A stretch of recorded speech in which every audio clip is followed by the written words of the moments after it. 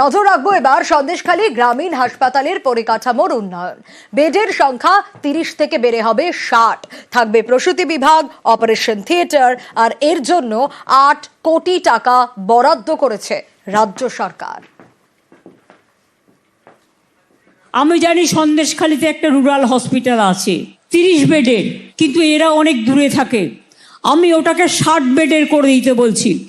যারা গর্ভবতী মা তাদের চিকিৎসার জন্য ওখানে সিজারিয়ানের ব্যবস্থা থাকবে, অপারেশন থিয়েটার সহ সব কিছুর ব্যবস্থা থাকবে, যাতে কাউকে অন্য জায়গায় যেতে না হয়। এরা অনেক দূরে থাকে। গত ডিসেম্বরে সন্দেশখালীর সভা থেকে ঘোষণা করেছিলেন মমতা বন্দ্যোপাধ্যায়, সেই মতো কাজ। সন্দেশখালী গ্রামীণ হাসপাতালে পরিকাঠামো উন্নয়নে 8 কোটি টাকা বরাদ্দ করেছে রাজ্য সরকার। 30 থেকে বেডের সংখ্যা বেড়ে হবে 60টি। একথা জানিয়ে সন্দেশখালীর তৃণমূল বিধায়ক সুকুমার মাহাতোকে চিঠি দিয়েছেন মুখ্যমন্ত্রী।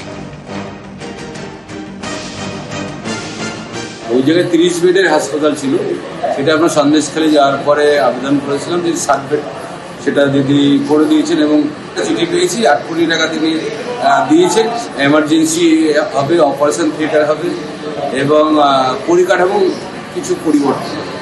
এটা নিয়ে সন্দেশখালীর মানুষ খুব খুশি যে দিদি কথা দিয়েছিলেন, কথা রেখেছেন এবং খুব কম সময়ে আমরা এইটা পেলাম।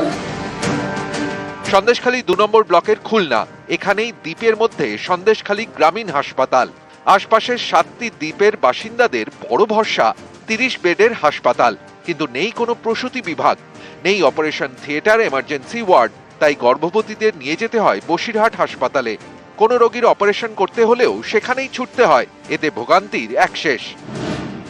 এবার সন্দেশখালী গ্রামীণ হাসপাতালেই মিলবে এই সব পরিষেবা।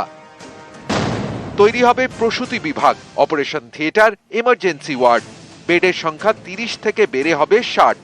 হসপিটালটা ভালো ছিল না, অপারেশন হতো না, কিন্তু এখন আমাদের দিদি যেমন টাকা দিয়ে আমাদেরকে মানে এখানে অপারেশনের ব্যবস্থা করেছেন বা সিজারের ব্যবস্থা করেছেন। এগুলো আমাদের এখানে ছিল না, যার জন্য আমাদের খুব অসুবিধা হতো, কিন্তু এখন আমরা খুব খুশি। নিউজ 18 বাংলা। নজর রাখবো এবার জলপাইগুড়ি হাসপাতালের দিকে, কারণ সেখানে পাইপলাইনে অক্সিজেন, হাসপাতালে চালু লিকুইড অক্সিজেন প্লান্ট, আর সিলিন্ডারের বদলে সরাসরি অক্সিজেন দেওয়া হবে রোগীদের। আরো বিস্তারিত বিষয়ে শান্তনু জানাতে পারবে। শান্তনু, দুর্ঘটনা এড়ানোর জন্য প্লান্ট চত্বরে দাহ্য পদার্থ নিষিদ্ধ করে দেওয়া হয়েছে, আর অন্যদিকে রোগীদের ক্ষেত্রেও তো সুবিধে হবে। দেখো, এই সুবিধার কারণে কিন্তু প্ল্যান নিয়ে দীর্ঘ আলোচনার পর কিন্তু প্ল্যান বসানো হয় মেডিকেল কলেজের যে সুপার স্পেশালিটি হাসপাতাল রয়েছে সেখানটায়। কিন্তু প্রশ্ন হচ্ছিল যে সেই এলাকাতে একাধিক দোকান রয়েছে, সেখানে দাহ্য পদার্থ ব্যবহার হয়ে থাকে, সেক্ষেত্রে দুর্ঘটনা ঘটতে পারে। সেই কারণে কিন্তু প্রথমে নিষিদ্ধ করা হয়েছে সেই এলাকায় কেউ যাতে দাহ্য পদার্থ ব্যবহার না করে এবং সেই দোকানগুলোকেও সতর্ক করা হয়েছে।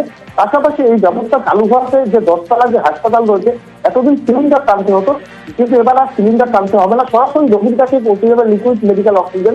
এবং এই অক্সিজেন পৌঁছে যাওয়ার ফলে অক্সিজেন যে সরবরাহের ক্ষেত্রে যে সমস্যা দেখা যেত, অনেক সময় সিলিন্ডার কম পড়তো বা আনতে হতো, সেই যোগানের ক্ষেত্রেও কিন্তু কোনো ঘাটতি থাকবে না, কারণ সরাসরি এখানে লিকুইড অক্সিজেন তৈরি হবে এবং সরাসরি প্ল্যান্ট থেকে চলে যাবে হাসপাতালে, এবং হাসপাতালে ওটি থেকে শুরু করে যারা চিকিৎসাধীন রোগী রয়েছেন তাদের কাছেও সরাসরি পৌঁছে যাবে লিকুইড অক্সিজেন। এর ফলে কিন্তু যে সরবরাহ ব্যবস্থা রয়েছে তা কিন্তু একদম ঠিকঠাক থাকবে বলেই মনে করছেন মেডিকেল কলেজ কর্তৃপক্ষ। এবং এই প্ল্যান চালু হওয়ার ফলে যে সমস্ত যে কাজকর্মগুলো রয়েছে সেগুলো কিন্তু একবার স্বাভাবিক হবে, এবং তার সঙ্গে যদি কোনো কারণে সমস্যা দেখা যায় তার জন্য কিন্তু সিলিন্ডার অক্সিজেনের রাখারও ব্যবস্থা থাকছে মেডিকেল কলেজ চত্বরে। এবং সব মিলিয়ে কিন্তু যেটা পরিষেবা, যেটা মেডিকেল কলেজ কর্তৃপক্ষ প্রথম থেকে বলে আসছে, পরিষেবা যাতে কোনো রকম খামতি না হয়, লিকুইড অক্সিজেন প্ল্যান্ট চালু হওয়ার ফলে কিন্তু কর্তৃপক্ষ মনে করছেন যে অক্সিজেনের যে মাঝে মাঝে যে সমস্যার বাধা হতো বা অনেক সমস্যা তৈরি হতো, সেই সমস্যা কিন্তু একদম মিটে গেল, বা এই সমস্যা যাতে না থাকে তার জন্য এবং কোনো রকম দুর্ঘটনা না ঘটে তার জন্যই কিন্তু এখানে এই অঞ্চলে, অর্থাৎ সেই মেডিকেল প্ল্যান্ট যেখানে অক্সিজেন প্ল্যান্ট রয়েছে সেই সংলগ্ন এলাকায় কিন্তু নিষেধাজ্ঞা জারি করা হয়েছে যে যাতে কোনো দাহ্য পদার্থ ব্যবহার না করে। এবং এই প্ল্যান্ট চালু হওয়ার ফলে কিন্তু রোগীরাও খুব উপকৃত হবে, কারণ তাদের কাছে সরাসরি লিকুইড অক্সিজেন প্ল্যান্ট থেকে তাদের কাছে পৌঁছে যাবে এবং প্রয়োজন মতন সেখানে চিকিৎসক এবং স্বাস্থ্যকর্মীরা তাদেরকে সরবরাহ করতে পারবেন। লিকুইড মেডিকেল অক্সিজেনের যে প্লান্ট সেটা আমাদের জলপাইগুড়ি গভর্নমেন্ট মেডিকেল কলেজে সরকারি উদ্যোগে এবং লিন্ডে কোম্পানির সহযোগিতায় সেটা আমরা আজকে কমিশন করতে পারলাম। অক্সিজেন পাইপলাইনের মাধ্যমে ওয়ার্ড এবং ওটিতে ব্যবহার হবে এবং তাতে আমাদের যে রিকোয়ারমেন্ট আছে সেটা পুরোটাই ওই প্লান্ট থেকে আমরা মিট আপ করতে পারবো। সিলিন্ডার থাকছে সেটা শুধুমাত্র ব্যাকআপ হিসেবে।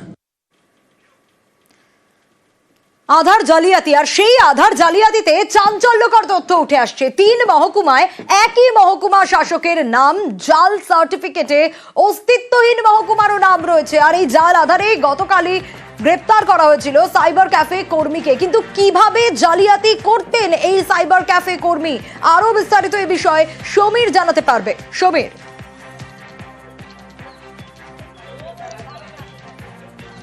দেখো সোনিয়া, তোমাকে জানিয়ে রাখি, গত সোমবার ধুবুলিয়া থানার অন্তর্গত সোনডাঙ্গা থেকে গ্রেপ্তার করা হয় মোশাররফ শেখ নামে এক সাইবার ক্যাফে কর্মী। এরপর তাকে মঙ্গলবার কৃষ্ণনগর জেলা আদালতে পাঠানো হয়। 6 দিনের পুলিশ হেফাজতের নির্দেশ দেওয়া হয় এবং পুলিশ হেফাজতে নিয়ে পুলিশ তাকে জিজ্ঞাসাবাদ করে জানতে পারে যে সে একটা সাইবার ক্যাফের আড়ালে জাল সার্টিফিকেট করতো এবং কিভাবে করতো। তার কাছ থেকে বেশ কয়েকটি জাল সার্টিফিকেট উদ্ধার হয়, শংসাপত্র যেগুলি জাতি সার্টিফিকেট, এবং সেখানে সই রয়েছে কৃষ্ণনগরের প্রাক্তন মহকুমা শাসক চিত্রদীপ সেন। কিন্তু যে সইগুলো দেখা যাচ্ছে 3টে সার্টিফিকেটে 3 জায়গার সই, অর্থাৎ তাকে দেখানো হয়েছে কখনো কৃষ্ণনগরের মহকুমা শাসক, কখনো রানাঘাটের মহকুমা শাসক, কখনো মধ্যমগ্রামের মহকুমা শাসক, এবং সেগুলো কিন্তু একই দিনে। কিন্তু একই ব্যক্তি একই দিনে 3 জায়গার মহকুমা শাসক কিভাবে থাকতে পারে? এর পাশাপাশি মধ্যমগ্রাম নামে কোনো সদর কিন্তু নেই, সাব ডিভিশন নেই, ফলে পুরোটাই কিন্তু ফেক। এবং এই ফেক সার্টিফিকেট দিয়ে কি করা হতো, আধার কার্ড তৈরি করা হতো এবং তার নামে কোনো আধারের রেজিস্ট্রেশন ছিল না।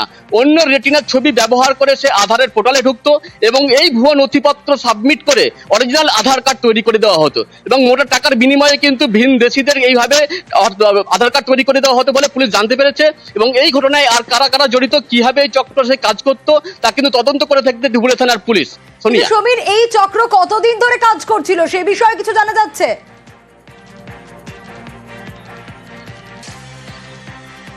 দেখো, এই যে ব্যক্তি গ্রেপ্তার হয়েছে তার জামাইবাবু ছিল তথ্যমিত্র কেন্দ্র। প্রায় 7 বছর আগে তার মৃত্যু হয় এবং 7 বছর ধরে সেই তথ্যমিত্র কেন্দ্রে দেখাশোনা এই করছিল। এবং সম্প্রতি ধুবুলিয়া থানা পুলিশ খবর পায় যে তথ্যমিত্র কেন্দ্রের আড়ালে কিন্তু চলছে জালিয়াতি সার্টিফিকেট দেওয়ার কাজ। এবং এরপরে তদন্তের নামে পুলিশ গত সোমবার তাকে গ্রেপ্তার করে। তার বাড়ি থেকে বেশ কিছু জাল নথিপত্র উদ্ধার হয় এবং এরপরে কিন্তু তাকে গ্রেপ্তার করার পাশাপাশি তাকে পুলিশ হেফাজতে নিয়ে জিজ্ঞাসাবাদ করা হয় এবং তাকে জিজ্ঞাসাবাদ করে জানার চেষ্টা চলছে যে কতদিন ধরে এই কারবার যুক্ত, এতদিন পর্যন্ত কাকে কাকে এই জাল শংসাপত্র দিয়েছে, কতজনকে সে আধার কার্ড বানিয়ে দিয়েছে এবং এর বিনিময়ে সে কত টাকা নিত এবং এই চক্রের সঙ্গে আর কারা কারা যুক্ত। এই বিষয়টাই সমীর, যে তুমি যেরকম বলছো যে এই জালিয়াতির জাল বা যতটা বহর রয়েছে তাতে কতজন, একজনের পক্ষে তো এই কাজ করা সম্ভব না। এবং 7 বছর ধরে এই গ্রেপ্তার হয়েছেন যে ব্যক্তি, তিনি এই কাজ করছেন।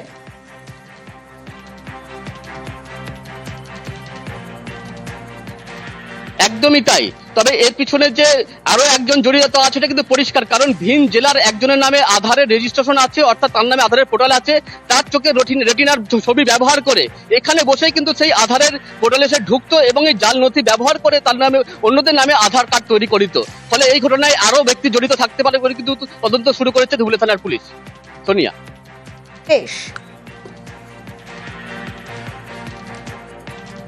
কিছু জাল ডকুমেন্টস ওর কাছ থেকে সেখানে রিকভার করেছি এবং সেগুলোকে মিলিয়ে আমরা দেখেছি যে সেগুলো একদমই ফলস ডকুমেন্ট আছে। প্রিলিমিনারি এনকোয়ারিতে সেখানে তাই মনে হচ্ছে। কিছু নাম ঠিকানাও আমরা পেয়েছি যারা সেখানের মধ্যে যুক্ত থাকতে পারেন। এই একই ডেটের মধ্যে আপনার বিভিন্ন সাব ডিভিশনের একজনকে দেখানো হয়েছে যে এসডিও হিসেবে সেই ডিজিটাল সিগনেচার করে সেই বার্থ সার্টিফিকেটটা ইস্যু করা হয়েছে এবং কিছু জাল স্বাস্থ্যসাথীর কার্ডও আমরা পেয়েছি।